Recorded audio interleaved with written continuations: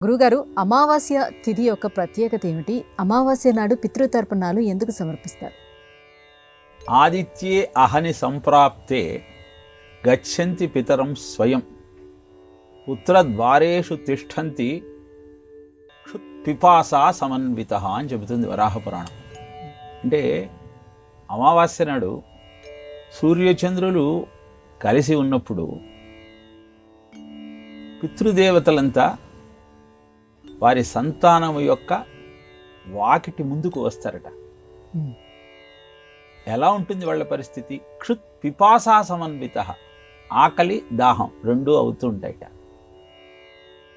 జీవుడికి భౌతికమైన దేహం ఉన్నంతకాలం ఏదో రకంగా ఆకలి తీర్చుకోవచ్చు, కానీ దేహం లేనప్పుడు అది చాలా కష్టంగా మారుతుంది. లుప్తపిండోదక క్రియా అంటాడు భగవద్గీతలో. అవి లేనప్పుడు వారు చాలా అవస్థపడతారు. కనుక అమావాస్య నాడు పితృదేవతలంతా ఇంటి ముందుకు వచ్చి ఆకలి తీర్చమంటూ దాహానికి నీళ్ళవమంటూ అడుగుతారు. కనుక పితృతర్పణాలు ఇవ్వమని చెబుతుంది వరాహపురాణం. ఇస్తే ఏమవుతుంది అంటే ఆయు ప్రజాం ధనం విద్యాం, ఆయుష్, ధనము, సంతానము, విద్య,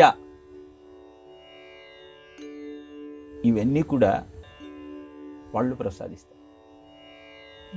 వంశవృద్ధి కావాలి అంటే వారి ఆశీస్సులు కావాలి.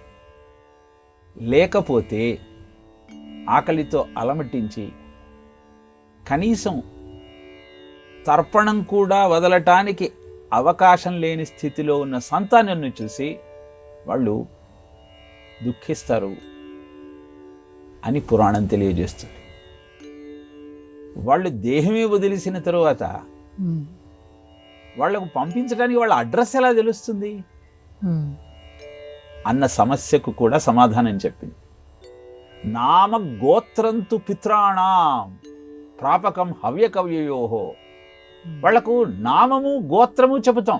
ఏ విధంగానైతే మనం ఈమెయిల్ పంపించాలన్నప్పుడు ఐడి ఉంటుందో అలా వాళ్ళ గోత్రము నామము వాళ్ళ అడ్రస్గా అది వాళ్లకు చేరుకుంటుంది. అందరూ ఏ రూపంలో ఉంటారో అంటే వాళ్ళు ఏ రూపంలో ఉంటే ఆ రూపంలో చేరుకుంటుంది. దేవతలుగా ఉంటే అమృతంగా వాళ్లకు సిద్ధిస్తుంది. మానవులుగా ఉంటే అన్నం రూపంలో వాళ్లకు దక్కుతుంది. పక్షులుగా ఉంటే ఆ పక్షులు స్వీకరించే గింజల రూపంలో వాళ్లకు దొరుకుతుంది. ఇలా ఏ విధంగానైతే మనం మన కరెన్సీని ఇతర దేశాలలోకి పంపించినప్పుడు వాళ్ళ కరెన్సీగా మార్చేటువంటి ఏజెన్సీ ఉంటుందో, మనం అర్పించేటువంటి తర్పణాలను అందుకునేటువంటి వ్యవస్థ కూడా విశ్వంలో ఉంది. అందుకే అమావాస్య నాడు పితృతర్పణాలను అందిస్తూ తండ్రికి, తాతకు, ముత్తాతకు ముగ్గురికి కూడా తర్పణాలను ఇచ్చేటువంటి సాంప్రదాయాన్ని ఋషి మనకు ఏర్పాటు చేశాడు. కాబట్టి పితృరుణం తీర్చుకోవడానికి చాలా సులభమైన మార్గం ఏమిటి అంటే శ్రద్ధత దీయతే ఇది శ్రాద్ధం అంటారు.